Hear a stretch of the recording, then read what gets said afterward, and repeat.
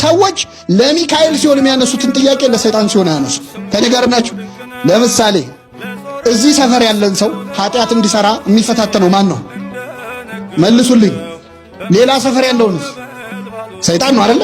ሌላ ሀገር ያለውንስ ሰይጣን በሁሉ የሞላ ነው እንዴ? አይደለም። ግን ሰዎች ያም ሰይጣን ፈተነኝ ይሄም ሰይጣን ፈተነኝ ሲባል እንዴ ሰይጣን በሁሉ የሞላ ነው እንዴ አይሉም። ሚካኤል ረዳኝ ስትሉ ግን ደማቸው ይፈላል። ለሰይጣን የማይጠይቁትን ጥያቄ እንዴ ለሚካኤል ይጠይቃሉ? በጣም ያሳዝናል። አንዳንዴ ሰዎች ከአጋንንት ጋር ፍቅር ያላቸው ይመስላል። ሰይጣን የሚል መዝሙር ይዘምራሉ ጎረቤቶቻችን። አሁን ሰይጣን ተቃጠለ፣ ሰይጣን እንዲያረኩ፣ ጠላቴ እንዲያረኩ የሚል 1000 መዝሙር አላቸው። ሰይጣን ደስ አይበል የሚል መዝሙር ይዘምራሉ። ሚካኤል ደስ ይበል ሲባል ግን ይናደዳሉ። ሰይጣን ከኔ ዞር በል የሚል መዝሙር አላቸው። ናና ሚካኤል ናና ተብሎ ሲዘምር ለምን ይናደዳሉ? ሚካኤል ወደ ሁላችን ይምጣልን። ምዕመናን አመስግኑት ቅዱስ ሚካኤል።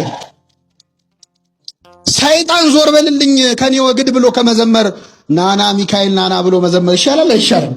አሁን እኛ ከሰይጣን ጋር ምን አሯሯጠን? ካማተብን ይበቃዋል። እሱ ዞር ይላል። ናና ሚካኤል ናና ግን እንላለን። ገብርኤልን ግን እንጠራዋለን። ለሰይጣን አንደበት የለንም። ለመላእክት ግን ዘምረን አንጠግብም፣ እናመሰግናቸዋለን።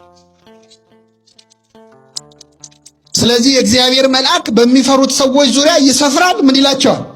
ያድናቸዋል። መላእክት በሁሉ የሞሉ ባይሆኑም በረድኤት በጸጋ ግን በያሉበት ስፍራ ተገኝተው መርዳት፣ ማገዝ፣ ማዳን ሁሉ ይችላል።